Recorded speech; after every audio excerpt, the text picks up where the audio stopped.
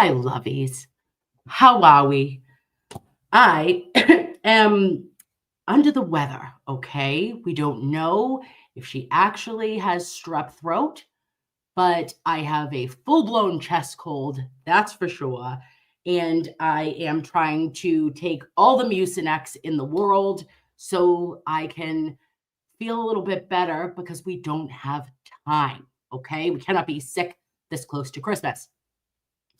So tonight, babes, I just wanted to it was like viewers' choice because I did a little poll on Twitter and decided to talk about a case that I have followed since the very beginning. There was an update just this week regarding a mother, a nurse, and a wife from Duxbury, Massachusetts. Her name is Lindsay Clancy. And in January of 2023, the unthinkable occurred. And this case has so many layers, guys, that there's not a question that she unalived her children. It's just a question of why, right? So now let me see. I'm so sorry. She's got the computer. It's all coming together. Yes. Oh, absolutely. Thank you so much for joining me too, babes.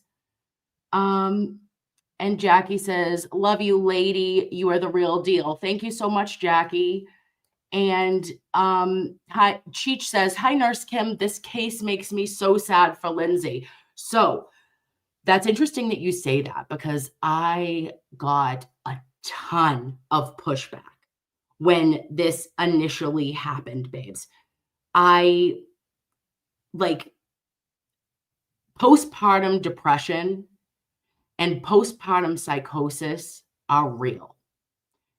And the consequences that can occur because of diagnoses that are either mismanaged, multiple medications perhaps are prescribed.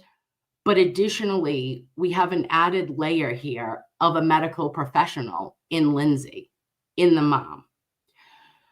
And I know that it takes a village for all of us, right? To raise our kids, to work our careers, to do everything that we're supposed to do.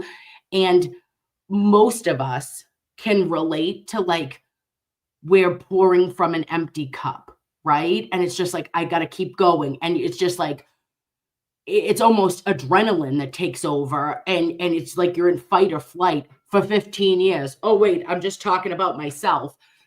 And I was devastated, heartbroken, wide open for her husband, Patrick. Thinking about her family and also the consequences and the justice that needs to be had for her 3 beautiful children, her 5-year-old Cora, her 3-year-old Dawson, and she had an 8-month-old named Callan, and he was just the littlest baby. And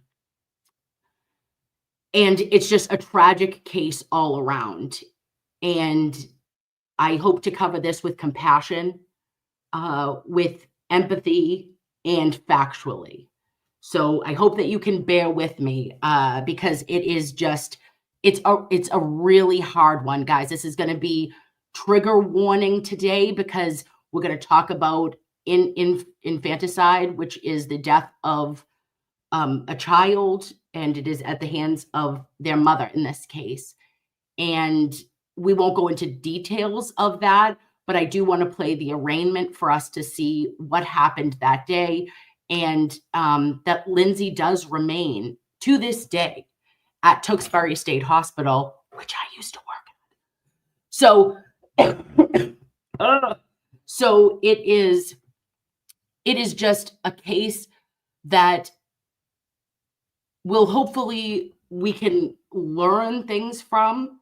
Hopefully, as women in our society, that we will be able to maybe recognize, even if somebody is potentially masking signs and symptoms that they're having because they don't want to alarm anyone, if they have those abilities, because they are a medical professional, because she was a labor and delivery nurse at one of the premier hospitals in the United States of America, at Mass General. I know her colleagues. I know coworkers. And it's also very interesting to see the relationship in which Patrick, still her husband, as of October in 2024, he provided a interview to People magazine, and he said, "I didn't marry a monster. She got sick." And that is just a doozy, you know? Oh. And Kelly Gigabyte Me Bev says this case is so tragic. C Star says, "Hi everyone, such a sad case. It really is." Hi Kersey Nursey M. I'm so glad Nurse Kim is going to cover this one. Yes, and all my nurses, like, you know, let's all just lift each other up during this case and try to be honest, be transparent, be open about our own experiences, and just be a voice for those family members and friends who may be dealing in a similar circumstance, that we could be of value and of resource, hopefully. Moochie's 33 says, "Hi, everyone. This case is just the saddest thing." Oh, hi, Mrs. Parks. Hey, everyone. Happy Friday. This is a new case for me. Oh, Mrs. Parks, I'm sorry. Put your Parkses on. This is going to be a bumpy ride. But you know me, I will do it as gently as humanly possible. But there are some things that I can't make gentle for us, right? Because of the circumstances, and like trigger warning for the whole stream. All right, babes. Whew. And absolutely, Lisa P43 says that postpartum depression and psychosis is so real. Guys, I also have a chart that I want to share with us, and like, so that we could go through what we're looking for. But again, not every case is the same, right? And all of us as women, all of us present differently. And one woman's depression may be another woman's actual leading to psychosis versus baby blues, which so many of us do experience after birth. Oh, and my sweet Mary Malaki, thank you for being here, lovey. Okay, so now let's get into it, babes. I'm just going to, oh my gosh, Mary Flynn, he is so sweet. Patrick is so sweet, her husband.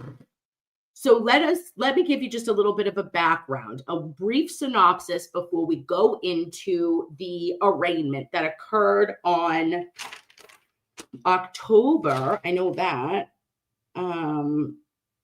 Scoobity beep bop. When was it? October of 2024. Nope, I lied. That was when,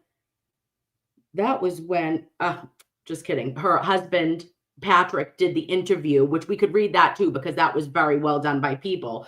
But the arraignment occurred in October of 2023 at Duxbury State Hospital. We're going to watch that 30-minute arraignment.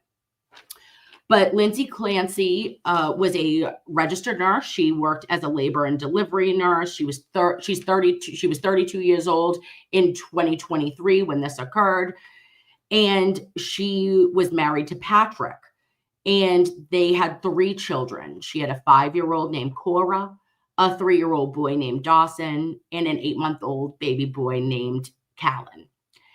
And she, by all accounts, was an incredible mother. Like green means go, born to be a mom. And she was suffering after Callan, the baby was born. She really just was reporting increased anxiety. And that's what she was calling it, babes. She was documenting, like, which is actually going to potentially be hurtful to her case. She was writing in her diary every day, and she would write like what her mood was. But all of her thoughts appeared to be very clear, linear, and coherent. Now, when you think of a psychosis, what do we think? We think of, not clear train of thought. We think of delusions of grandeur. We think of, potentially disassociation, not connected with reality. Are you talking ragtime gibberish, right? Not Lindsay. She was accurate to a very significant degree of certainty of every single thing that went on. And every day she documented. I will say, to me, it raises some red flags because I'm looking at that as it's more of an obsessive, like OCD with her writing everything. And I also believe that Lindsay was documenting everything as a nurse. I'm thinking she's clinically documenting this, and that she's not doing this from like a mom standpoint. She is doing it solely from everything's fine. I'm going to get through it. We're all going to get there, right? So she ends up, and she checks into McLean, okay, which is a big psych hospital, like one of the best, premier in the country, in Massachusetts. And she does a 4-day voluntary hold. What's the difference, babes, between our voluntary sections and our involuntary sections? If you are involuntarily sectioned in the Commonwealth of Massachusetts, that is a provider, a physician. You could be sectioned, as we know in the Karen Reed case, you could be sectioned by police, paramedics, that they are getting you a mental health provider. An RN can do it if they have the correct psychiatric background and certifications, get you to that hospital to get your evaluation. Then from there, it is determined whether you are going to be put on a hold. The first hold is your 72-hour hold, okay, 3 days. Then it will be determined if it needs to be re-upped or if you are able to voluntarily, check out at that point. Or you can be voluntary, which means I need help right now, and I'm asking you for that help. So in January of 2023, the same month that this tragedy and unbelievable event occurred, she had checked herself in to McLean Hospital and was there from January 1st to January 4th. I haven't seen the discharge paperwork, and I haven't seen anything in the court filings regarding that. I'm sure, I don't know if we ever will, really.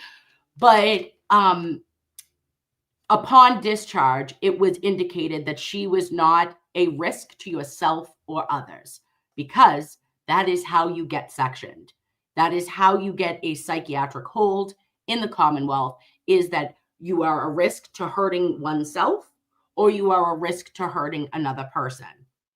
So she was discharged to home.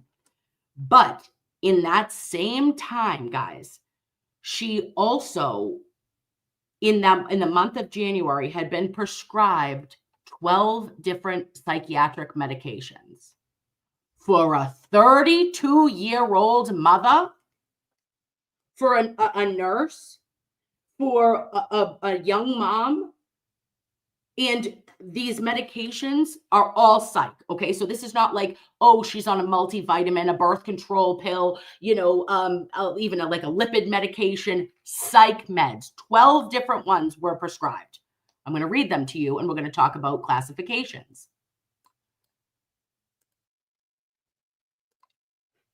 Carrie, 12 12. Okay, ready, babe? Okay. So the first is Prozac. That is our antidepressant. She also was prescribed Zoloft. She was also prescribed Trazodone, which can be used for sleep, but is an antidepressant. She was also prescribed Seroquel. Seroquel. Nurses in the chat? Nurses. When I saw that she was prescribed Seroquel, that's an antipsychotic medication, and is not used or chosen as a first line medication in any circumstance. So this medication could like snow a 600-pound Vietnam veteran, but we've got a 32-year-old nurse on it. She was also prescribed amitriptyline, which is a tricyclic, but it's an antidepressant. Remeron, an antidepressant, also helps with appetite. Valium, which is a benzo for anxiety, benzodiazepine. Klonopin as a benzodiazepine. Ativan, which I don't know how both were prescribed. We'll get into more detail with that, because typically nowadays you are not allowed to prescribe, or how I've seen our providers, you can't prescribe Valium, Klonopin, and Ativan for a patient. And the last medication was Lamictal, which is an anti-seizure med. So now you got to think about this, babes. Was she taking them all? Allegedly, no. But you're prescribed all of them. You're prescribed this concoction and this cocktail of medication that we know in the community as nurses that it could take you anywhere between 4 and 6 weeks to even start to see your effects of antidepressants. Never mind, we got a baker's dozen. And if you're going to tell me that either stopping these medications or starting these medications or any combination of either affected Lindsay in a negative way, I believe that there is a defense there. And I want to know why they were all prescribed. Additionally, babes, I do want to tell you that Kevin Reddington, who is also the attorney for someone else we know, Jennifer McCabe, he is representing her as in the defense, and he cited in a one-page paper to the court this month when they were just at court this week, and he cited postpartum depression, and that the defense says that she lacks criminal responsibility for the crimes that were committed in the unaliving of her 3 children. And that is just the legal term for the insanity plea or defense. But I was interested because he didn't say psychosis. He went with postpartum depression. Interesting. Also, they have to, the defense needs to name their experts by January 25th of next year. And we know that this case will be going to trial. It's scheduled for December 1st of 2025. And that will be in Plymouth Superior Court. All right, babes. Now we're going to watch this arraignment together. Let's feel all of our feelings. Here it is. Ask it differently. Stigma. We need to break the stigma. Like, I know that there needs to be justice for those 3 angels and those babies. They deserve to be here. And at the same time, I hold a space, and it's odd because I typically am like, nope, there's not any defense, which I don't believe there is. Like, it's not okay at all. Clearly, it is not okay that this happened. But I question how we got here, and that as an educated professional and as a nurse and as a mom, I don't want there to be more Lindsays, and I don't want there to be any more Cora, Dawson, and Callens. And we have to be able to speak and say, I need help. I'm dropping my basket. I'm not okay. Because how I present may not look how my friend, how another mom would present when going through a similar breakdown.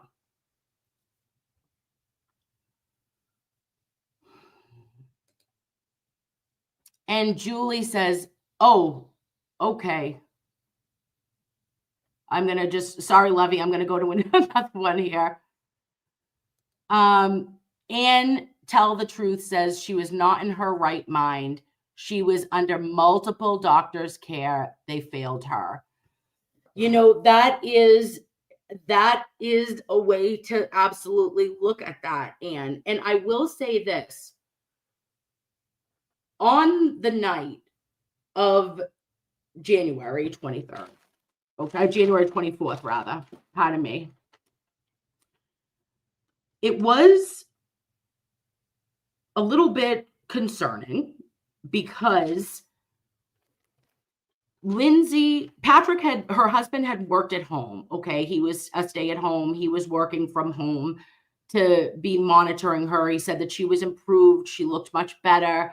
The day that these events occurred, he said it was her best day. And that happens a lot in self-checkouts, if you're picking up what I'm putting down, because somebody doesn't check out themselves when they are at their lowest.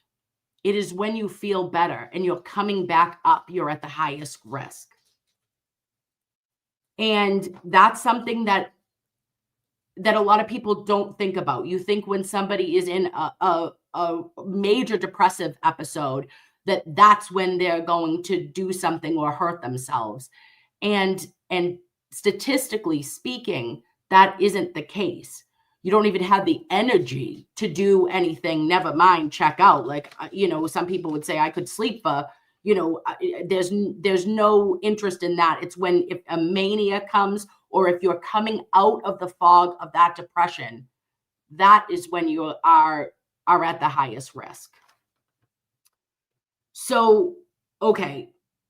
So this is it. So we've got to talk about that night though. So she's not in her right mind.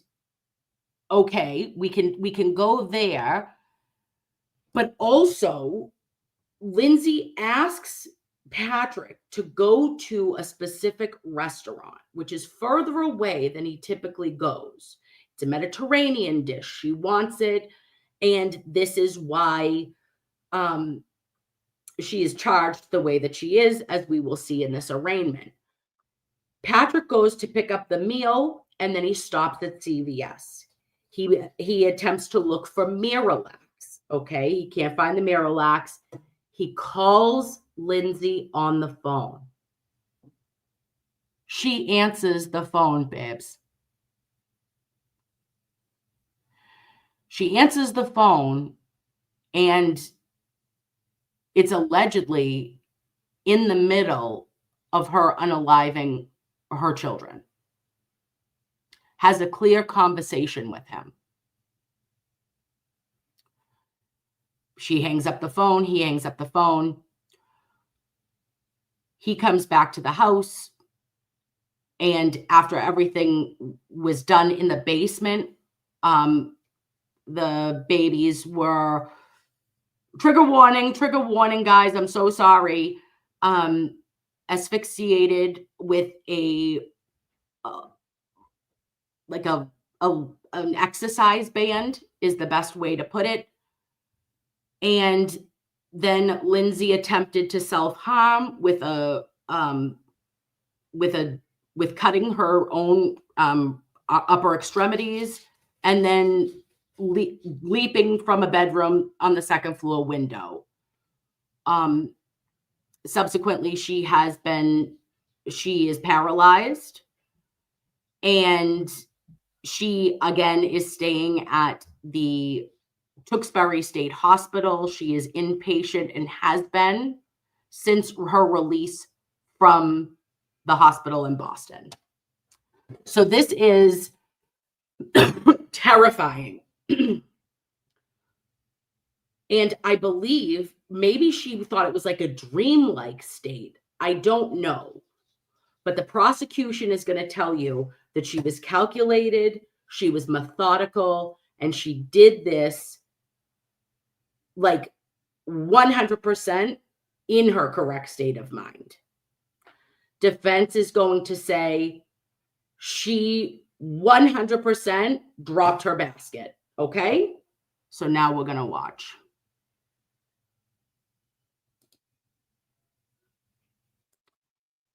Oh, Maddie Wags. I know, Lovey. Yes. Psychotic. See, here we go. Kyla Morrissey is going to say psychotic break. You're not aware at all. Touche. Mary Flynn said this should be a change in the system for meds in the postpartum field. I love that. I love that.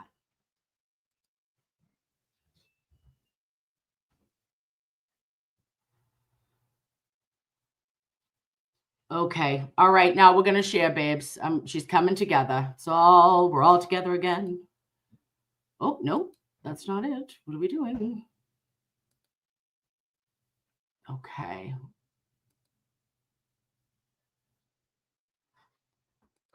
Playback speed. I'm so sorry. Bear with me, everyone. 153, the court has a complaint charging you under 265 section 1, count 1 murder, juvenile 1. Count 2, 265 section 1 murder, juvenile 2.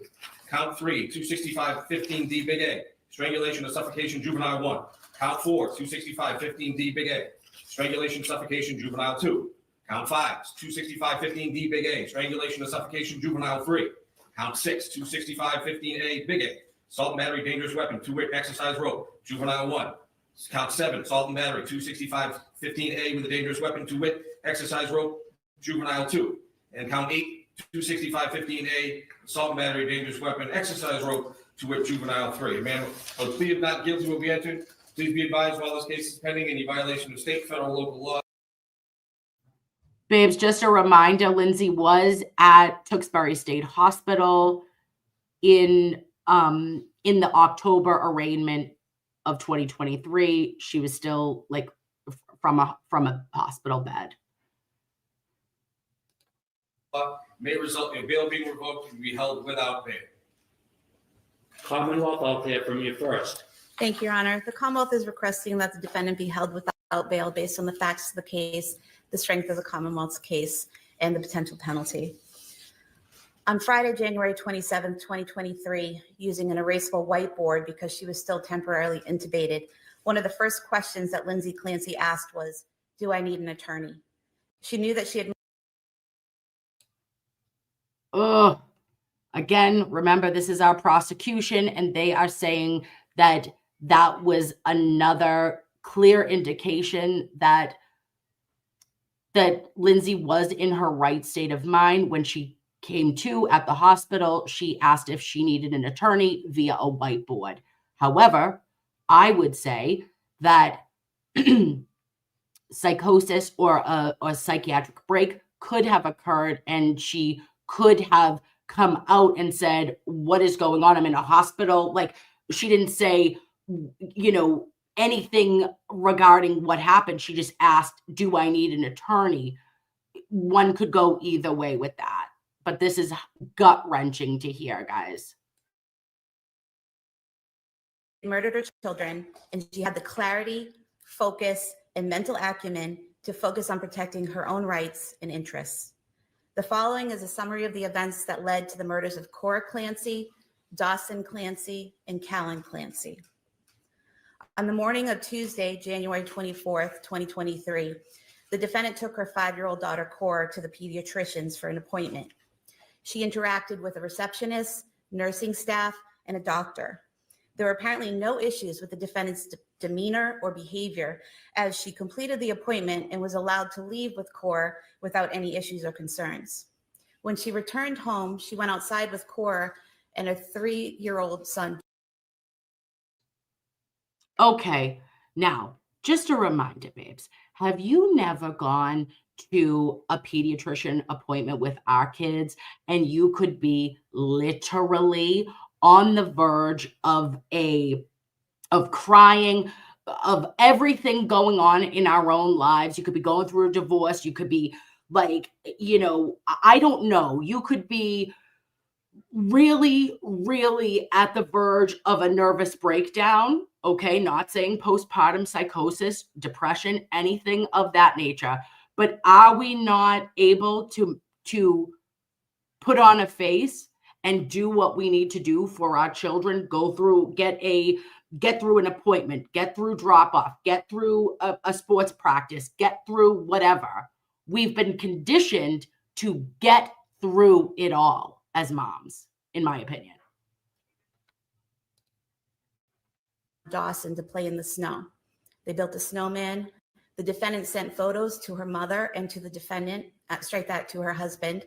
She texted with them. Nothing in the text was out of the ordinary or any sign of any distress or trouble.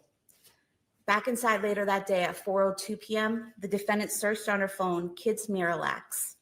She then searched at Takeout 3V via her cell phone at 4:13 p.m.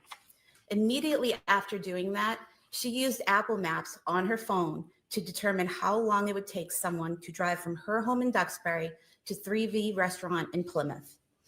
So she would know how long someone would be gone if they ran that errand. She next. This was another question of the prosecution when they came to the first degree charges for Lindsay. Remember when I talked about that Mediterranean restaurant? She allegedly had looked up the time it would take Patrick to go to the restaurant, to come back, and also the CVS run. And this was prior to that evening's terrible events. Went on the CVS website at 4:47 p.m. and then called CVS on Summer Street in Kingston. She spoke to the manager of CVS and asked if they had the Kids Miralax. The manager told her no, but they had other similar medications. According to the manager of CVS, her voice did not sound slurred or impaired in any way. She had no trouble understanding the defendant, and it was a perfectly normal conversation. At 4:53. Okay, sorry, babes. I just got to push back for 1 second. Before I went into the current position that I have now, I did home care. Okay, that was my primary gig, and I did psychiatric home care. So I had dual diagnosis patients, and I, for many of my patients, was the only person they saw all the time. Okay, didn't maybe have family members, like I was their constant. Okay, and in that decade, I have seen so much, right? And I love psych. Psych is something that I never thought when I was in nursing school. I said, Jesus, please, God, no. But it ended up being a actual passion. And I would love to eventually maybe think about going to get my nurse practitioner, my psych NP. And this is why. For a prosecutor, they're not medical, right? But for you to say that she had a conversation that she did not slur her words, nobody was alleging she was under the influence of alcohol or narcotics, right? And for her to have a conversation, I have had conversations with many a patient, whether it be even dementia, that okay, let's take an Alzheimer's patient. That is not psych, but I'm just saying, I'm sick. I don't feel well, people. But I could have a conversation with somebody and they could speak clear and as coherent as the day is long, but think that the year is 1962. Right? I have had patients that even in the elderly that have a UTI, you can become very confused, disoriented, all of those things. There's different signs and symptoms that we look for all of our patients, but psychosis, sometimes people refer to themselves as they feel like they're in a video game. You don't think that if they're playing The Sims or they're playing something that is real life adjacent, that they wouldn't be able to play it to the best of their ability? I don't know. I'm just saying. 3 p.m., the defendant texted her husband, who was working in his home office in their basement. She texted, "Any chance you want to do takeout from 3V? I didn't cook anything. It's been a long day." This was an unusual request, as when the family ordered takeout, they'd usually go somewhere closer to home, but it was a place that they had been in the past. Patrick Clancy texted back yes, and then the defendant asked him to check the menu. At 5:06 p.m., the husband texted the defendant asking what she was going to get. She responded, "A Mediterranean power bowl." She spelled it correctly, and it was something that was on the menu. He then told her that he wanted the scallop and pork belly risotto. At 5:10 p.m., the defendant called 3V Restaurant to place the order. She got the order. Hi, Mizzy. We're going to go through it all together, love. This is, we've just got to be here with each other, try to do it as respectfully and as appropriately as we can cover this, with compassion, truth, and empathy, as we do everything. But this case, Mizzy, get ready, because it is just absolutely heartbreaking. Correct. She gave the correct name for pickup, Patrick. The hostess who took the call said there was nothing out of the ordinary about this call. She was able to understand the defendant, that her voice was not slurred or impaired in any way. At 5:15 p.m., Patrick Clancy headed out the door to run these errands at the defendant's request. As he left, she texted him Pedialyte liquid stool softener. Surveillance footage shows Mr. Clancy at CVS on Summer Street in Kingston at 5:32 p.m. He goes to the medication aisle, the children's medication aisle. Phone records show that he called the defendant at 5:33 p.m. and she did not answer the phone. She then calls him back at 5:34 p.m. and the call lasted 14 seconds. He's there at the store, unsure of which medication to get, and she tells him exactly what she wants.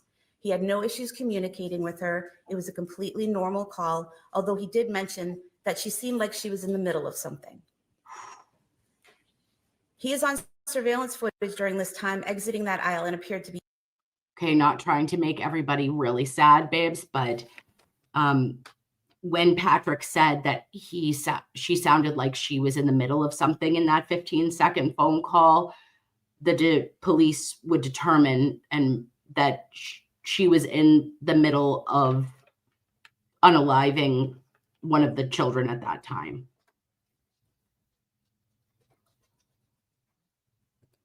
Using his phone. He then heads to the register, makes his purchase, and leaves the store at 5:37 p.m. He's next seen on footage at 3V Restaurant at 5:54 p.m. He picks up the food and he's out of there within a minute. When he arrives home, the first thing he noticed was the silence. He did not see or hear the defendant or the children. He actually called her son. How chilling is this, guys?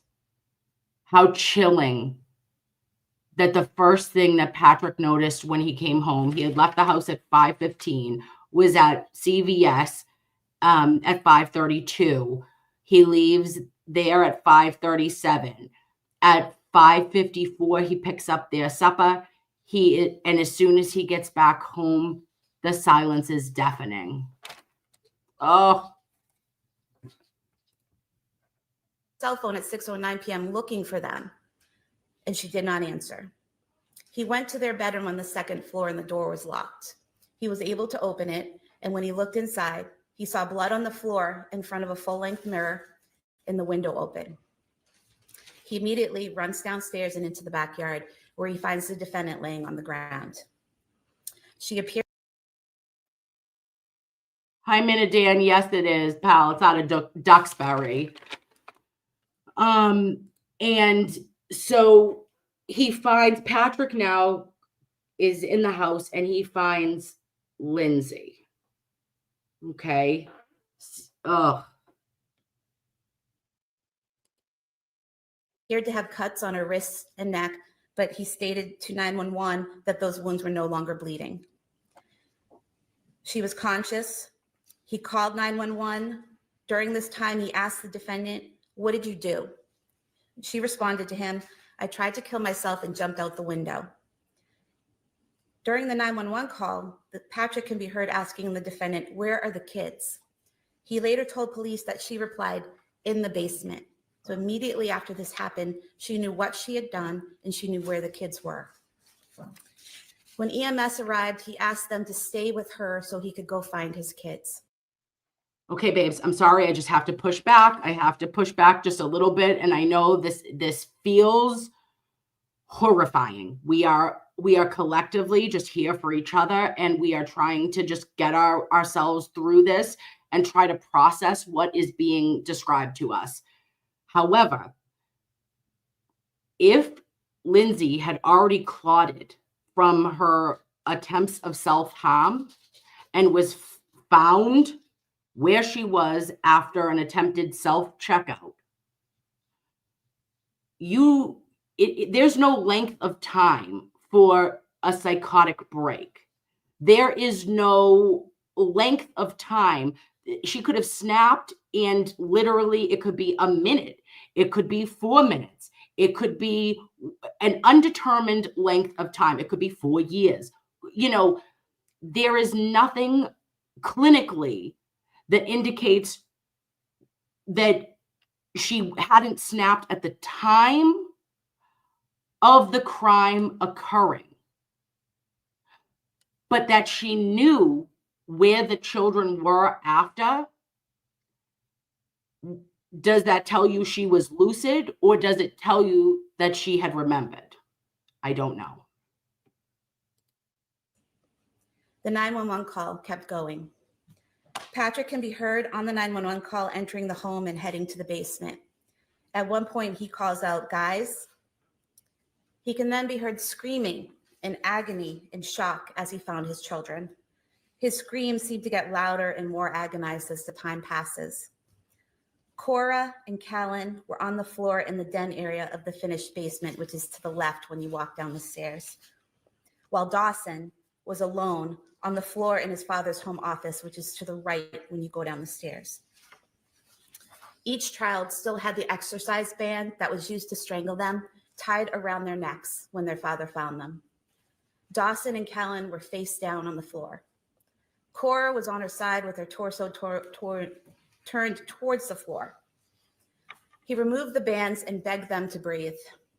He continued to scream uncontrollably and screamed for officers to come to the basement. The dispatchers are hearing this, and they send help down to the basement. And when they encounter Patrick, he yells out, "She killed the kids." The police rushed the children to ambulances that brought them to the hospital. And unfortunately, Cora and Dawson were declared dead at the hospital. Callan was med-flighted to Boston Children's Hospital.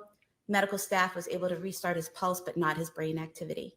He was placed on life support for several days before passing away.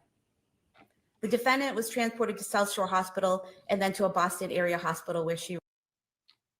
Okay, babes, I'm so sorry. That was very, very graphic in the arraignment. And we do know that the two oldest children are Cora and Dawson, 5 and 3, and that they were pronounced at the scene, right? But it was particularly heartbreaking, gut-wrenching that the baby, little Callan, he was able to be resuscitated with a pulse, but he could not regain brain activity, and he had to be removed from life support. So, just an unthinkable scene for Patrick Clancy. She remains. She sustained several broken bones in her back and her rib cage. The police were able to find several notebooks in the defendant's home pursuant to a search warrant, and also notes on her phone that were similar to journal entries. In the months, weeks, and days preceding January 24th, 2023, the defendant meticulously detailed her daily activities, her children's lives, her mental state, and her medication use. Her writing was clear, precise, and articulate. She never indicated that she was hallucinating, delusional, or had disordered thoughts or speech. Quick question to any mom in the chat, okay? And especially if you are a mom and a nurse, and we know what happens when you have disordered thinking, when you are hallucinating, when you're having auditory hearing things, visual hallucinations, seeing things, if you're having thoughts of harming yourself or others, what happens, babes? We know what happens. If Lindsay had an OCD anxiety situation that she is documenting and charting herself, when you're writing in your diary as an adult or as a mom, would you ever put anything down that could potentially, be used against you in any way? I don't think after I had the kids, I was not well. I had baby blues like a son of a gun. After Olivia, my second baby, I had my girls 10 months apart, so I was very busy. But it was so stressful for me because Mia would sleep all night and Liv would be up all night and she would sleep all day.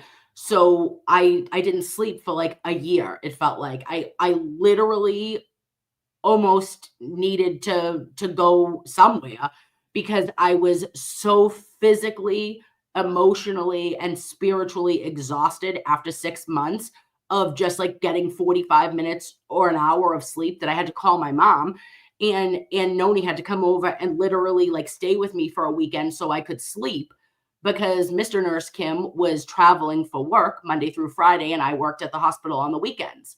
So like you do the best job that you can, but I feel like none of us, when we're writing down what's going on, we're able to clearly and concisely document. But I don't think that she would have written things that were going to make her look like she wasn't in control, even if that was the reality.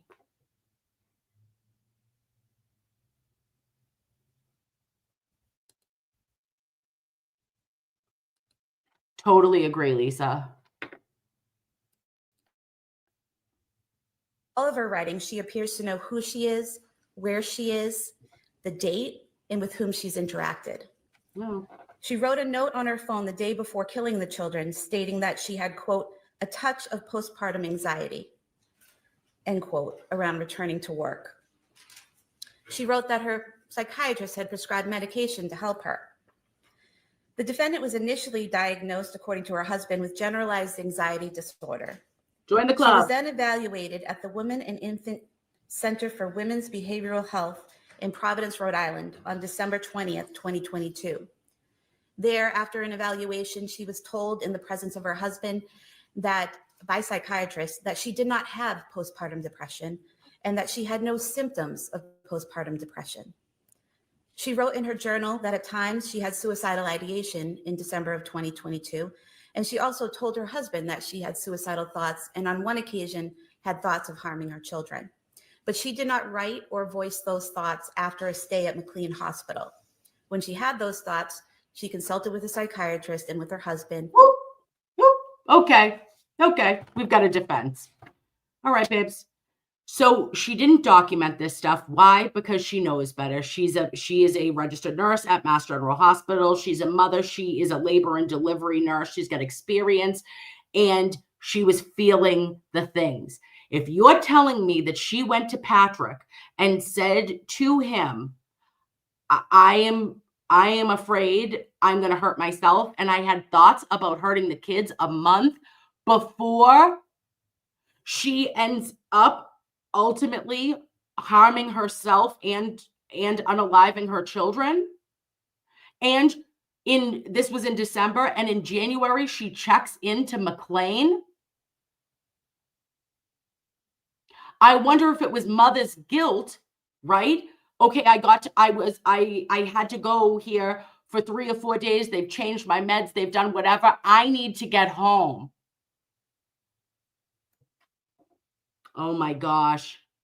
So now I don't give a shit. No offense, lady. What was written in her journals, her daily activity logs?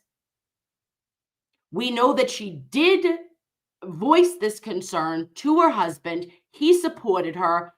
And 3 weeks before her children were tragically taken from this world, she went to a psychiatric inpatient stay and was released home with no aftercare. Let's see. And then she committed herself to McLean Hospital on January 1st, 2023. She was discharged by the hospital on January 5th, 2023. And the hospital did not file any paperwork at that time attempting to have her committed as a danger to herself or others. Why would they? She also kept meticulous and detailed daily medication logs in a diary that she wrote. She detailed that she had difficulties with each of the medications that were prescribed to her. And when she had issues with those medications, she detailed how her doctor had her stop that medication or wean off of it and then try something else. They were trying different medications to see what would work for her, what would benefit her. According to her husband, she was never on more than 4 to 5 medications at one time. And at the time of the murder, she was taking only 3 medications. And he said to the police that she always took the medications as prescribed. After her stay at McLean, the defendant appeared to be getting better, according to her husband. She slept well, interacted with friends and family. She went out with her kids and husband to places like the Kingsbury Club in Duxbury. Remember what we talked about earlier, babes, is that you're not at risk of harming oneself or others, or you're at a less risk when you are in a massive, major depressive episode. When you are getting better, that's when we have to look out for one another, right? I'm coming out of the fog. I'm sleeping more, or like more appropriately. I'm interacting with my friends and family. That's a danger sign, although it seems counterintuitive. The Charlie Horse Restaurant, the Museum of Science in Boston, the Cape Codder down the Cape, interacting with her family and the public without any apparent difficulties. She even stayed alone with the children on several occasions without any issues in January of 2023. Her husband asked her in mid-January, "Are you still having suicidal thoughts?" And she said no. The defendant's parents visited the family the weekend of January 21st, 2023. They interacted with the defendant in person. The defendant was able to run errands while her mom watched the children. She texted back and forth with her mother, and there was nothing out of the ordinary about these text messages. In fact, the defendant texted her mother on January 22nd, 2023 to ask how her ride home went. During this conversation, the defendant's mother wrote, quote, "Enjoyed seeing everyone this weekend. Nice to see you doing better," end quote. On the night of the killings, Patrick Clancy was interviewed by the police at Beth Israel Deaconess Plymouth Hospital. He told the police that the defendant was having one of her best days. She was smiling and happy, and there was no indication that she was going to harm the kids. No one at all described her as acting like a zombie in the days leading up to the murder or on the day of the murders themselves. On February 5th, 2023, this past Sunday at 1:35 p.m., while sitting with Dr. Paul Zeisel, the psychologist hired by defense counsel to evaluate her mental state, the defendant used Dr. Zeisel's cell phone to call her husband. She left a voicemail stating that she loved him. Yesterday, on February 6, 2023, at 10:09 a.m., she again used Dr. Zeisel's cell phone to call her husband. This time he answered, and during this call, the defendant stated that after he left the house that night, she killed the kids because she heard a voice and had, quote, a moment of psychosis, end quote. He asked her what voices she heard, and she said she heard a man's voice telling her to kill the kids and kill herself because it was her last chance. Patrick Clancy told the police the defendant had never heard. Okay, lovies. Sorry. So that is actually very classic with the hearing a voice and sometimes religious thoughts of saving your children. The only way to save your children, there can be intrusive auditory hallucinations that are telling you, if you do not, what has been reported from women that have suffered from postpartum psychosis, they will tell you that often there is a religious undertone that like they will be saved and this is your only opportunity.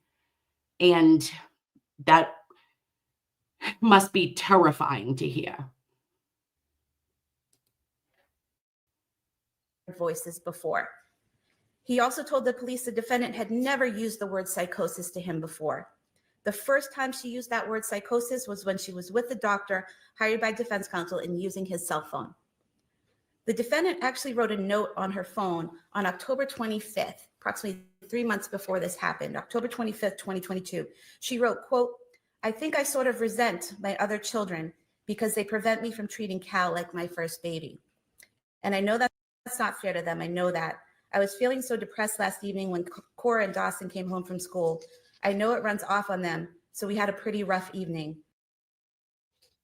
Okay, well, and generally speaking, babes, right? We're going to sit here and say that too is a normal mother response, is that I got to spend time with my first babies, right?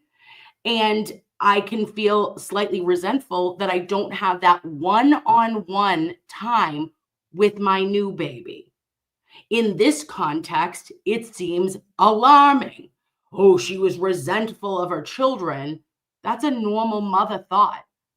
You often feel like you're failing the little one because you didn't get to do what you were able to with the older ones. No? Anyone? Me? Just me? Okay. "I want to feel love and connection with all of my kids." She then wrote that she wants to have more kids eventually. The children were killed by ligature strangulation. Ligature strangulation causes the victim to become unconscious anywhere from 10 seconds up to a minute. The more the victim struggles, the longer it takes. After the victim is unconscious, the ligature must be held in place with force, squeezing the neck for up to an additional 4 to 5 minutes to cause death. Therefore, she had to strangle each of them to unconsciousness and then make sure the bands were squeezing their little necks for several minutes.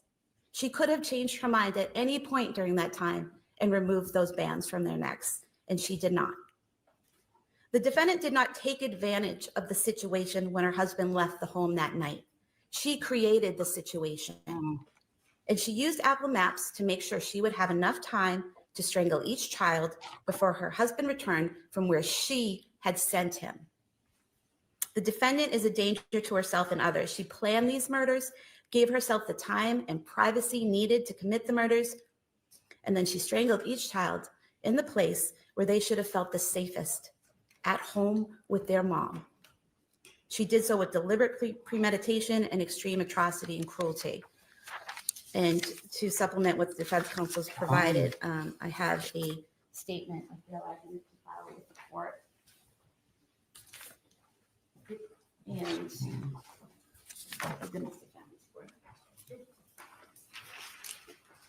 thank you, Your Honor. Thank you very much. Attorney Reddington. Thank you very much, Your Honor. Okay, so that's the Commonwealth case, guys. And I mean, it's compelling, right? The way that prosecutor laid it out, That's compelling. If we didn't have time to talk to each other and say, you know, what our feelings are, which like our feelings are just that, our feelings. We're being educated. We are being,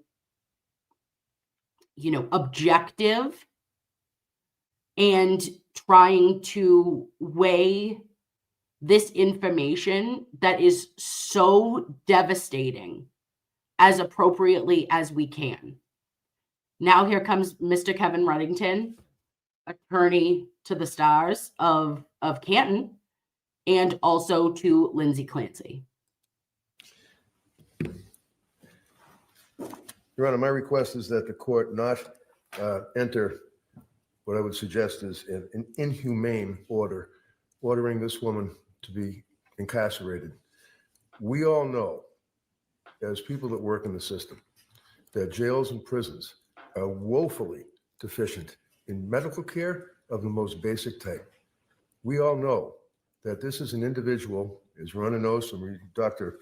Ricard's letter, who is in dire medical condition. We all know that this woman is, as counsel concedes apparently, a danger to herself. I question whether she would ever make it to a trial. She's suicidal. She wouldn't. She's extremely emotional. However, she's unable and has been unable to express any happiness or sadness or cry. And in fact, That's interesting. That's very interesting coming from Reddington. Okay. So what he's saying is, yes, she absolutely is a risk to herself. He thinks that she would absolutely check out if she was given an opportunity to. And I know that I think it was Stephanie in the chat that said her punishment is waking up every day and having to live life, right? After this has happened. And I truly believe that that is a form of a punishment for Lindsay Clancy. What I will say, though, is Reddington saying that she is not able to show like any laughter. She's not able to laugh, and she's not able to cry regarding this. Shows what? Despondence. Lights are on, babe, but nobody's home. She is not connected, showing that she still is suffering greatly with her mental health. Never mind her physical condition and spinal cord injury. sometime about a month or two ago, she made the comment, "I just wish that I could feel something." Now, our society fails miserably in treating women with postpartum depression or even postpartum psychosis.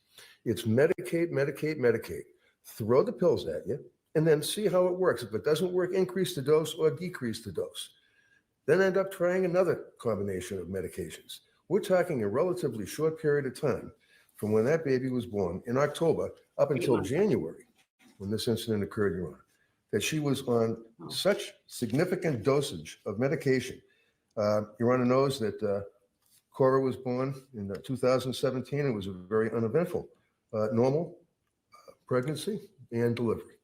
Good. No issues afterwards as far as anxiety. Dawson was born in 2018. Again, it was a normal birth.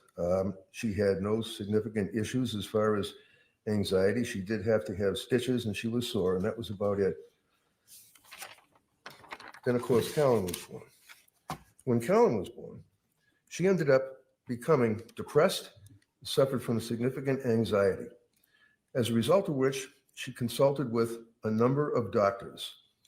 A number of doctors indicated that she would be able to sleep, she would be able to feel, she would be able to emote once these medications kicked in. Mm-hmm. And again, as I say, our medical in our society completely abandons women with this condition. Incredible. Incredible. Kevin Reddington. This is huge. Huge, everyone. First and foremost, we have documented records that after the birth of Cora, it was a normal birth, no depression, anxiety. 2018 with Dawson, no depression, anxiety. She did need stitches after probably, a tear, and she was sore, but no other problems.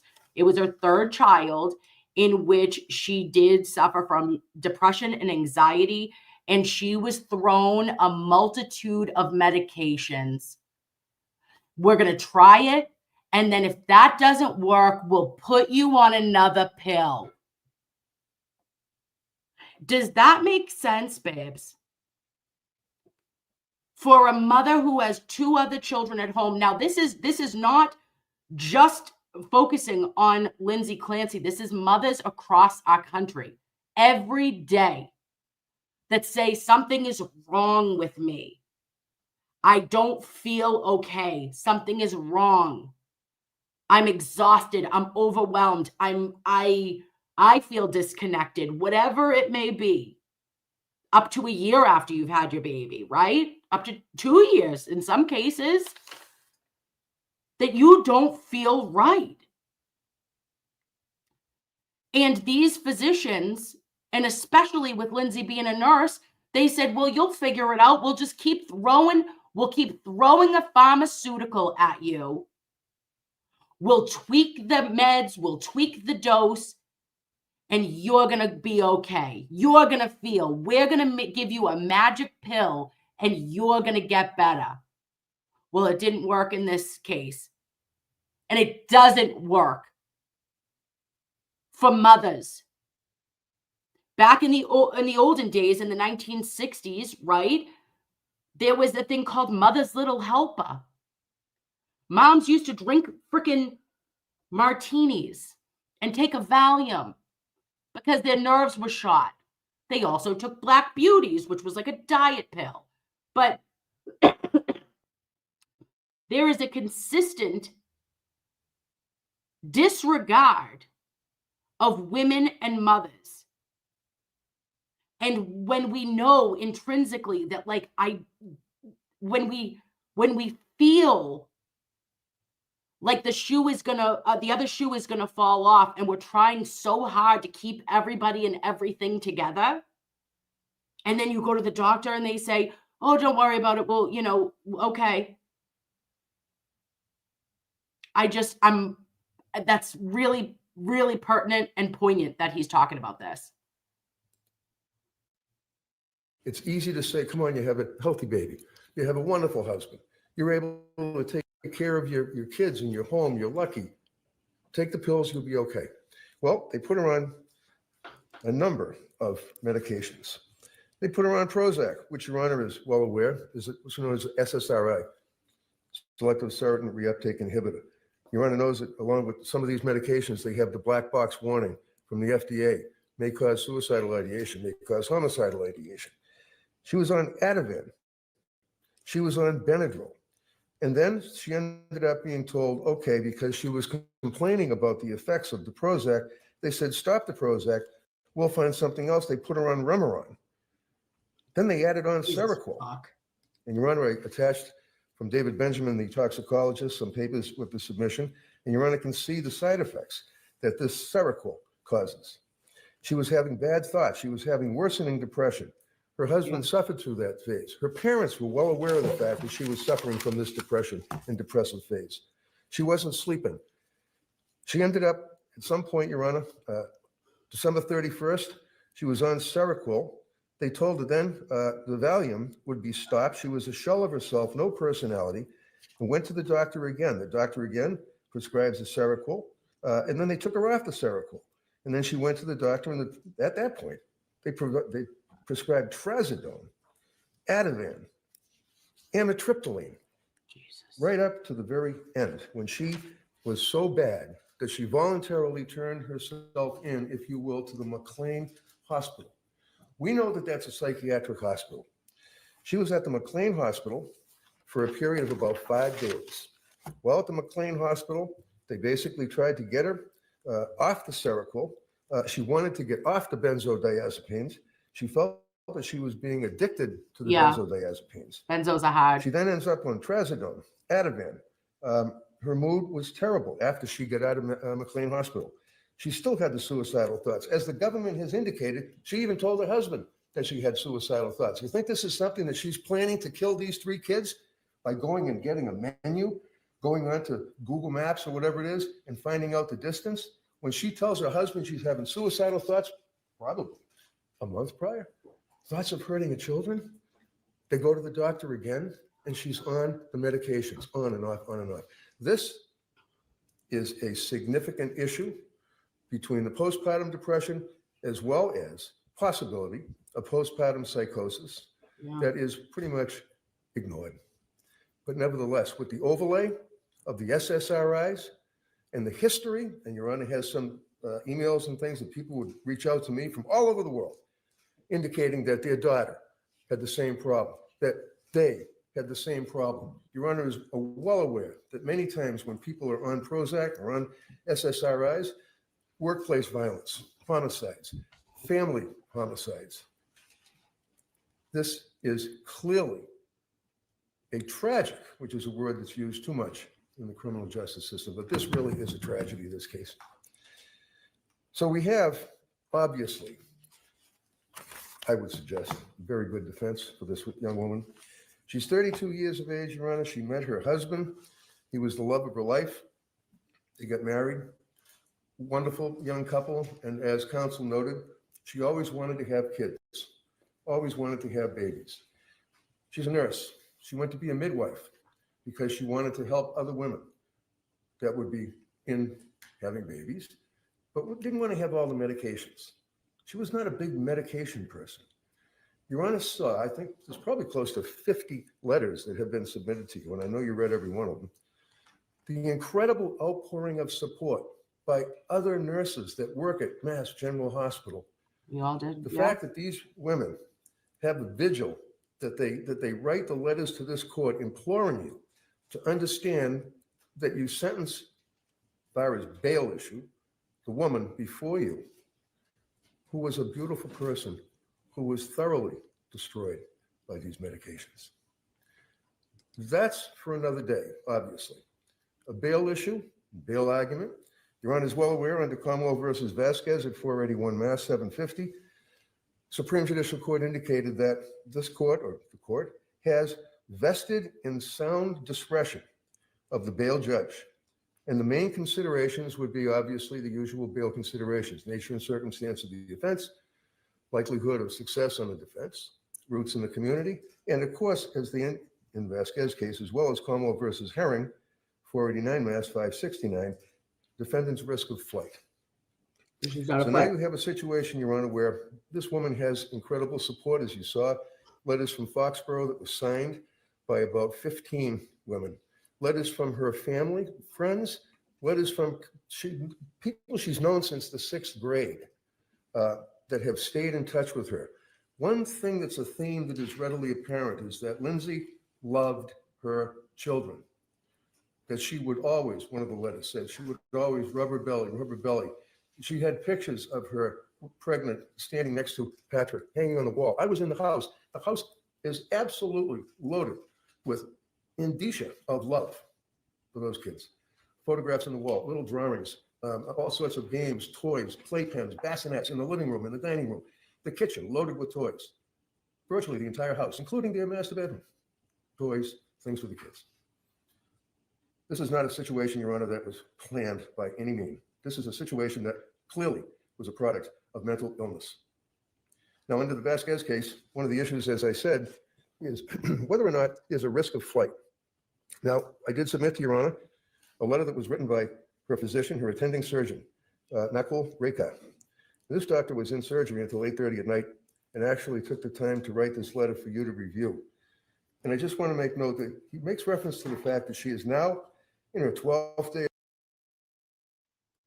Just also a reminder, babe, is that like when you're talking about a flight risk or when you're talking about motive in this case, like to know that Lindsay has all the support of her colleagues. And like I told you, like I know some of the nurses and a physician who worked with Lindsay.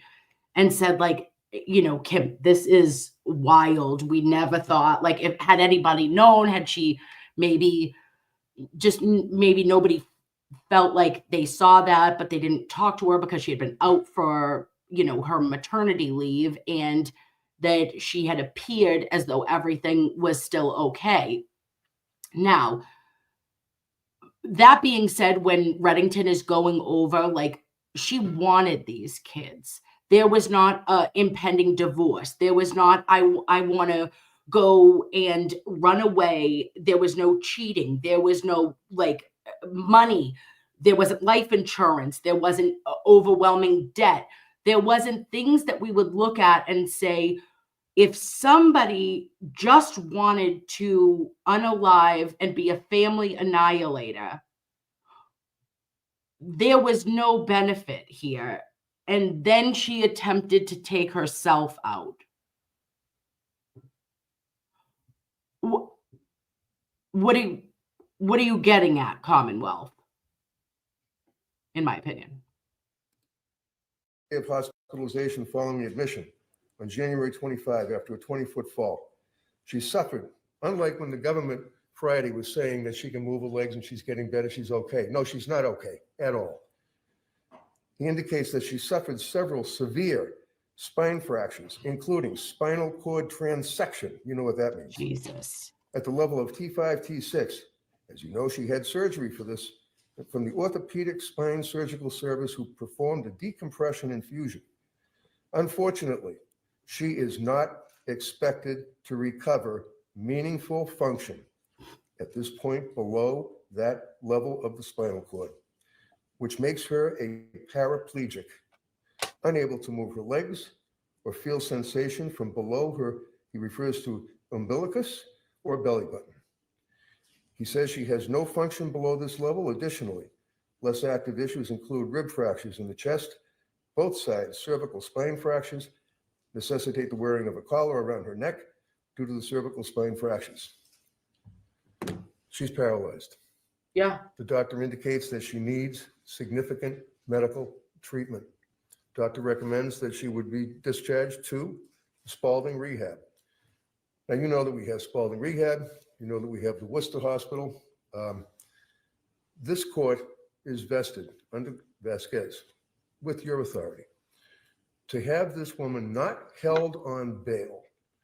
Perhaps put a GPS on her, I guess, if someone's concerned that she's going to miraculously recover, which isn't going to happen. As your Honor knows, being a paraplegic, paralyzed, she can't move, can't get off the bed, she can't walk, she can't. Well, and this was another thing, Angie McLaren, is that they were saying that, like, that Lindsay just threw herself out of the window, right? The master off the, right out that window or the balcony, whatever, like the door. No, it was a window. She did that, like, to cover up what she did to the kids, was the prosecution's theory. And I said, who would be doing their self-harm to bilateral wrists and then dropping 20 feet, resulting in a spinal cord transection? Okay? They attempted to do a fusion at T5, T6. It failed. She's paralyzed forever.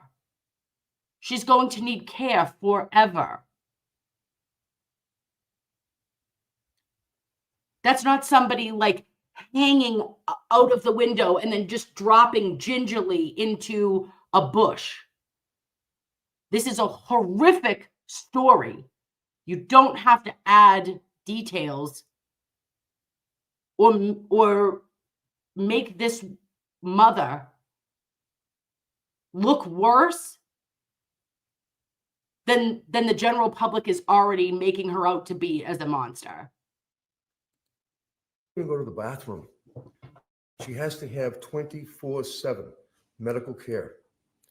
Her emotional state is so bad that there is a significant fear of suicide. She has to have someone sit in the room 24/7 to watch her. They don't talk to her. They're not, chatting it up. They just sit there. She has a and watch sitter. out of that concern that she would commit suicide. Yeah. So you have a paraplegic who can't walk, who is definitely a danger to herself, and the government wants to put her in where? Framingham State Prison? Hell no. Plymouth House of Correction? There's no way that any humane person would do that, especially within the structure of our criminal justice system, where a person is presumed innocent. And I'm not suggesting with the facts that the government has read, but she has a good defense. She's got a darn good defense to this case, because that's what happened. And I just want to share with you, Your Honor, one of the things that's interesting. When I was in the House, I came across a drawer that had a bunch of pill bottles in it. And I called the DA and I said, I got these pill bottles, and made arrangements. I'm going to be giving them to them. And it's all the Prozac and the Trazodone and all that stuff. But inside the drawer was this little vase. And I didn't know what it was. It just looked like a little vase to me. And my wife said to me, oh, that looks like a wish vase. I said, what's a wish vase? She said, when people write down little wishes and they put little pieces of paper and they put them inside the vase. And there are literally dozens of these little pieces of paper that talk about Lindsay's wish for happiness and health for her children, that she could get pregnant again, that she would be able to be with her children, little Callan, Dawson, Cora, that they would be happy, healthy, and successful. This is not a woman, Your Honor, that had any reason to harm those innocent children. My request, Your Honor, is that the court would put her on a GPS if you feel that's required, and let the doctors continue to treat her, let her go to Spalding Rehab. She will sign a waiver that allows probation at any time to speak with her treating physicians or social worker, find out how she's doing. Does it look as though she's getting close to regaining the ability to walk, which she isn't, but nevertheless, they would be able to do that. And then the government would be notified, and they can come back in here again and try to hold her without bail. And my request would then be to Worcester for the emotional and the mental illness aspect. I don't think that it's fair or just or consistent with our duties to each other as human beings to put her in jail. I'm asking that she be allowed to continue with her medical treatment, Your Honor. Commonwealth. Your Honor, if I may, I did look into medical treatment if she's held. We were under the impression we had received information before that she could move her legs, but then we learned updated medical information that she, for the time being, is paralyzed from the waist down. If she is held, she could go to the Shattuck Hospital. If Shattuck does not have what she needs, she can be sent to another facility, and the corrections officers would go with her there. Shattuck would actually work with her, the doctors at the hospital she's currently at, to determine the best course of treatment. And if whatever she needs, she's going to get. But as defense counsel said, she is a danger to herself and, from the Commonwealth's perspective, others. And just because she is paralyzed does not mean she's not a flight risk. She will be in a wheelchair eventually. It doesn't. And she can be driven somewhere. She can be flown somewhere. It does not mean that she will never be able to leave this area. Oh, Jesus. Just would like to say that yeah, I'm sorry. Go ahead. Thank you. I have been, unfortunately, in the Shattuck Hospital. To suggest that she can get, quote, what she needs from the Shattuck Hospital. That's is psychotic. Absolutely not true. The Yeah. care that she's receiving at the hospital she's at now, and the care that she would be receiving at the Spalding Rehab, Yeah. are light years ahead. Of course. The dismal, dank conditions of Yeah. the Shattuck Hospital that we put our prisoners in. It's like something out of Iran. And that's Really? not fair or correct. Thank you both. Both of you, all of you who appeared before me, that will be litigating. The this Shattuck case. is like literally criminal, Very guys. well respected, and I'm sure at some point in time in Superior Court, We should go into that someday. this case will be tried in a very professional and very well by both sides. As counsel stated in Commonwealth v. Vasquez, The Supreme Judicial Court addressed the issue of bail in first-degree murder cases, and Justice Lowy issued a detailed decision about the issues in these types of cases. The court found that a defendant charged with first-degree murder has no right to bail, but may be admitted to bail in the discretion of the judge.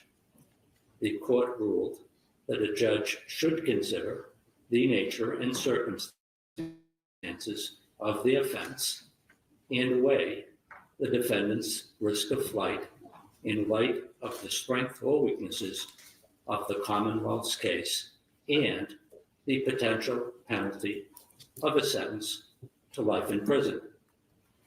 The court further noted that appropriate considerations for a judge would include the defendant's family ties, financial resources, length of residence in the community, character, mental condition, record of conviction, appearances at court proceedings, or any previous flight to avoid prosecution or failure to appear at any court proceeding.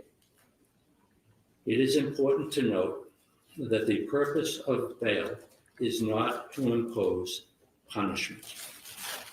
The court has conducted a careful review of the details of the case and the defendant's history. She has The court's none. reviewed the filings that have been made, as well as letters submitted by counsel for the defendant and the update that was received from her attending trauma surgeon. Oh, okay. The factual allegations in this case are both horrific and tragic. The potential penalty faced by the defendant, if convicted, is severe. The defendant has no criminal history. She does not even have a driving record. There is no evidence of any history of any abusive behavior by the defendant. The defendant was raised in New England and has extensive ties to the local area. She has an extremely supportive family. She had worked for several years in a local hospital, and a number of co-workers have written letters in support of the defendant and her character. She's described in these letters as an exemplary worker, colleague, and friend. In the letter submitted by her attending trauma surgeon, she has extensive injuries Yeah. that will require long-term inpatient rehabilitation.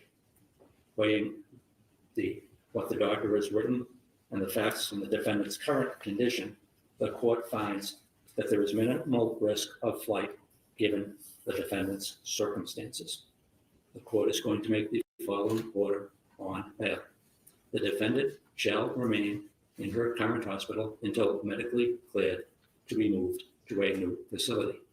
As a condition of bail, the defendant is ordered not to leave the hospital until discharged to a new facility. The defendant shall provide notice to probation 48 hours in advance of any transfer to a different facility. Based on the letter of the doctor, it would appear likely that she would be sent from the hospital setting to a 24/7 rehabilitation facility, like the Spalding Rehab. As a condition of bail, if sent to a 24/7 rehabilitation facility, she is ordered to remain in that facility, with the exception of if she needed to be transported to a different medical facility or hospital for an additional MRI or something like that. The defendant shall continue to receive mental health treatment while hospitalized and sign releases for probation to monitor compliance with counseling. In the event that the defendant were to complete the services at a 24/7 rehab and complete that care, the court would hold a further hearing as to whether or not the defendant were in need of further mental health treatment that would need to be done in an inpatient setting, or whether or not the defendant's mental health care could be provided in a residential setting.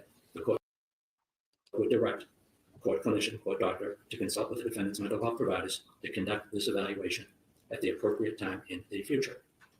If the defendant were in a position that she was going to be discharged to a residential setting, both sides would have the opportunity to be heard further. Any discharge in a residential setting, the defendant would be subject to home confinement with appropriate electronic monitoring to Oh, monitor okay. home detention. There would be exclusions that would be available if the defendant needs. All right. Well, that was nice of this judge. But it ended up being, guys, that she got her care at Spalding and then was transferred to inpatient psych at Duxbury State, where she remains today. And she appeared via Zoom at Duxbury State on Monday. Was it Monday or Tuesday? I think it was Tuesday, her hearing. Nurse Deb, I don't know if she has had any improvements physically. I thought that when she finished up, she went to Spalding, right? And they got her to a baseline level of function. So what her new baseline is, I don't know. But I do know that she is still wheelchair bound as of now. Okay. And let me just do. Joseph Kane, thank you so much for, and Ginger, for giving Nurse Kim non-consensual memberships. 1, 2, 3, 4, 5, and gifted 5. So was this 10? Oh, no, this is raw. Oh my gosh, look at it, guys. I'm blind and I'm also not well. Sorry. Robin G, thank you so much. Joseph Kane, thank you for gifting memberships. Lois Lane, you are the best. Thank you for becoming a new member. And Stephanie, this was the comment where you said punishment is her having to live her life now, in your opinion. I completely agree. And I will be interested to see what we get for experts from the defense and any upcoming documents from the Commonwealth, because they've kind of been dicks, if you ask me, because this is already horrific. It is already just worst case scenario. And then you're going to add that potentially Lindsay wasn't trying to end her own life, that she was conniving, and that this was all an elaborate scheme just to take out her beautiful children that she loved very much and was very sick, that caused this, in my opinion. And Kyla Morrissey, PhD, ABD, MS. Thank you so much. Oh, more letters, the better. I see you, Nurse Kim. Oh, you saw my letters. Look I did Professional Girl today. I was like, ooh, let me put all my little initials. And Just South of History, thank you so much, Lovey. Did we not learn from Amanda Yates? Andrea Yates, but I know what you meant. These mental health issues are real. When will we progress in understanding of women's mental health? You know, there's still so far to go.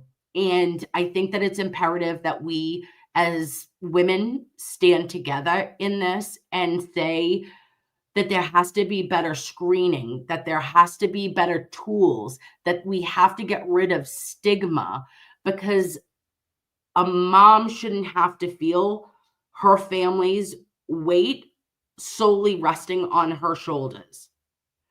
And there's that saying that you can't pour from the empty cup, but I know a lot of women that do every single day. You've been pouring from an empty cup for a very long time. And it is not only unhealthy, but it's putting undue expectations on our next generation. Like, I wouldn't want my daughters to have to, feel all of the stresses that I've put on myself to be everything for everybody else at all times, and sometimes at the detriment of my own health and wellness, right? And that's things that we can acknowledge and maybe help each other to be a sounding board and a safe space that I'm never judging you, right? I think it's a lot of fear of judgment of like, Well, Sally does it. Why can't I do it? But I think that if we just had more compassion and more understanding, we could take on the load, the mental load of it all, and help others in their healing as well, instead of just throwing the pills at it, in my opinion. And Joseph Kane says, Ginger says Shawty's too cool for most creators and mods. Okay, thank you, Gingy. And she also says, LOL, cross-posting super chat, too funny. Mike B from the 5413 says, it's like the prosecution believes a person with a severe acute mental health crisis sound slurred like intoxicated persons. Mike B from the 413, you are absolutely correct. Granted, I can't be rude to her because she's not a medical professional. She doesn't know, but you're absolutely right. And when we see things, babe, like what happened in Worcester, where we have Josh Levy coming in with civil rights violations as evidenced by the FBI and the DOJ, saying that in Worcester they were using excessive force, that they were doing head strikes and really causing harm to patients that were having mental health crises and were either in a traffic violation or a misdemeanor, not felony charges, and you're beating the shit out of your community. Like, these are things that are going on in the Commonwealth all the time. There has to be better training. Somebody who is having an actual mental health crisis, in real crisis, is not going to present like somebody under the influence of drugs or alcohol. But that's what your training must tell Mass State Police, right? And local police departments. And our prosecutors think that way. Hello. Oh, Mrs. Parks, stop it. I can't even handle you. Thank you so much. That is far too generous. This is one of the saddest cases ever. She was over-medicated for starters, multiple benzos and doctors. The system clearly failed her. Google searches and phone calls are accurate and reliable in this case. Let's be sure to check on each other this season. Well, I check on you, Mrs. Parks, and I love and appreciate you so much. And absolutely, guys, we can make a difference as a community.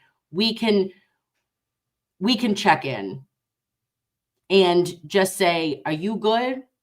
You don't have to, if you don't want to get into all your shit, you don't have to. But if you're struggling, we can keep just checking in on you and saying, if you need me, I'm right here, because sometimes we don't even feel like we have that, right?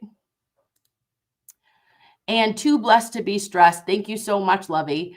In mid-act, she spoke to her husband about where he was at and what he was doing and what he was buying from the store, then went back to continuing to unlive her kids right after she hung up. So, yeah, well, the phone call, that's accurate. But the phone call was a 15-second phone call. So I don't know if she was able to get all of that or if he was just asking what the Miralax he was supposed to buy.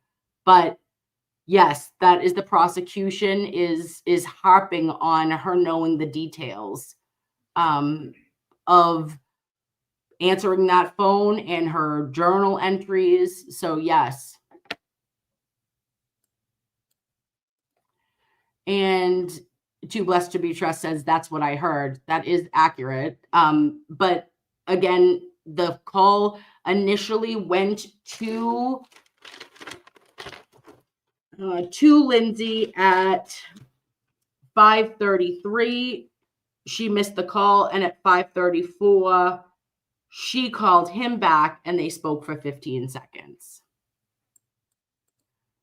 And then Kay Wags, thank you so much, Lovey. It says, I'm a mom and a peds research coordinator. I work with an OBGYN doc that's a pioneer and national expert in this field. She would be good for this case. It is sad and misunderstood. Thank you for covering. Kay Wags, would your physician want to talk about this case? If they would, I think that would be incredible, just to even have outreach or a video that he or she didn't want to give their opinion, it could be what is coming down the pike, and that could be resources or treatment options, or how we are monitoring our mothers and babies post-discharge from the hospital. Because I feel like we get, your care while you're inpatient, you're there for 2 days, then you're home. Sometimes you get one nurse visit, and then you're just going to office visits. And in those surveys that you're given, circle this, circle that, where it starts to look wild. Okay. It's not that difficult to see, if I circle this, there's going to be problems here. And I think that a lot of us, or a lot of moms generally, are just like, oh, I don't want to say that. That looks wild. And I don't want my doctor to think there's something wrong with me. So we've all hopefully need to get to a better place with honesty, transparency, and judgment and stigma needs to be reduced. And Land Pirate Radio, thank you so much, Adam. I love you. I appreciate it. And let us see. I'm sorry, guys. I feel like garbage. And then Too Blessed to Be Stressed said, then what about the 20-second butt dial?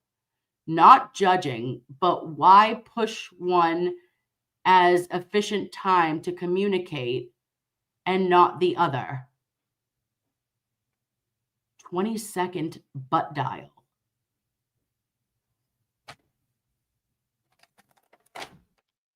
I don't know.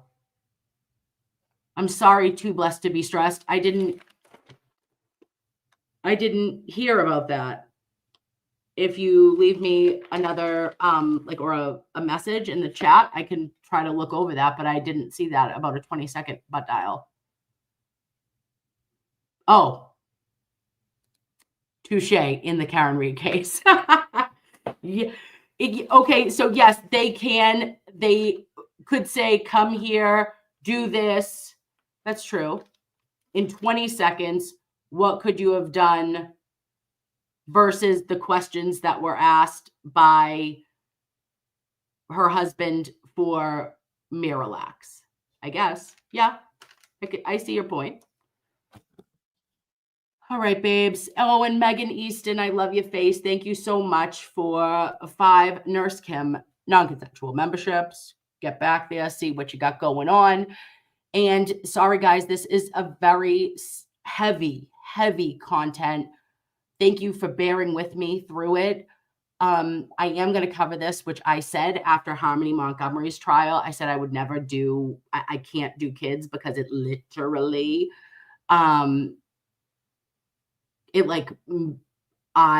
was struggling afterwards. After even when Adam got, convicted, I was really upset that Kayla Montgomery was able to get out, and she's in like a halfway house of unknown origin, and she was worried about her safety. I was like, oh. So, but this case, just because of the family support and that Patrick is still actually in support of Lindsay as of October of 2024. And the bigger picture here of why. Will we get to that why? Will there be potential federal changes or just cultural changes in our country, or things that we could say to each other that are so important for warning signs to look at and to look after each other, and to not be afraid to say something that might make someone uncomfortable? Hey, I'm worried about you. You know, do you want to go for a walk? I don't know. You know, do you want to talk to me? Do you need anything? Can I bring you a casserole? I don't know. But it is important, and I will be covering it. With that being said, tomorrow is Saturday, the 21st, and at 2:00 in the afternoon, we're doing a happy stream. Okay. We're doing a pet stream, babes.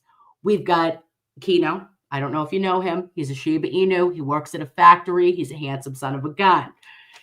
His boss, Jeff, has let him take tomorrow afternoon off only. And Auntie Deb will be here with 2 cats. Maybe one cat, because Sweepy might not show up.